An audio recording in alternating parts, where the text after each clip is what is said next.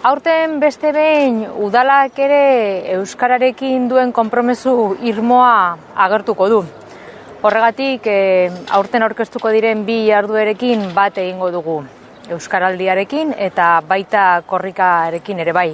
Hizkuntza hitzez osatzen da eta hitza ohiturak aldatzeko balio du. De las palabras a los hechos, la manera de cambiar nuestras costumbres. Por eso invitamos a todos los guechotarras y las guechotarras a participar este sábado en la presentación de la korrika y el Euskaraldia que va a tener lugar en la plaza de la estación de Las Arenas. Beraz, 2022 urtea, hitzaren eta ekintzaren urtea izan dadila.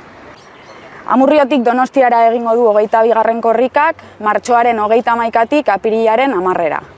Getxora apirilaren 7 helduko da, ostegunarekin. Goizaldeko 6 eta 20 pasatxo. Hitzekin dio aurtengo leloak. Euskaldunok ondo dakigulako hitzen bidez ere ekiten dela. Baina bidea luzea da oraindik. Normalizazioa eta euskalduntze osoa urrun daude. Horregatik, AEKan herritar guztiak gonbidatu nahi ditugu korrikan parte hartzera. Batzordeetan antolatuz, laguntzaile bihurtuz, lekukoa eramanez naiz karreran korrika eginez, zabal dezagun gure aldarrikapena 4 haizetara. Izan gaitezen euskararen arnasgune. Sentitu, pentsatu, hitzekin. Bajo el lema hitzez ekiteko garaia, aho biziz, belarri prest, irri biziz y arigunes de toda Euskal Herria, seguiremos dando pasos hacia adelante para cambiar los hábitos lingüísticos y dando a conocer las normas sociales.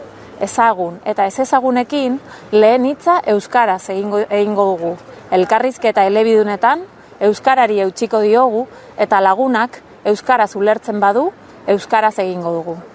A través del lema hemos querido subrayar la necesidad de unir la palabra hitza y la acción ekintza para dar un nuevo salto en el cambio de hábitos lingüísticos. Hartzeren esaldiak dioen bezala, dakitenek erabilizkero hizkuntza bat ez da galtzen.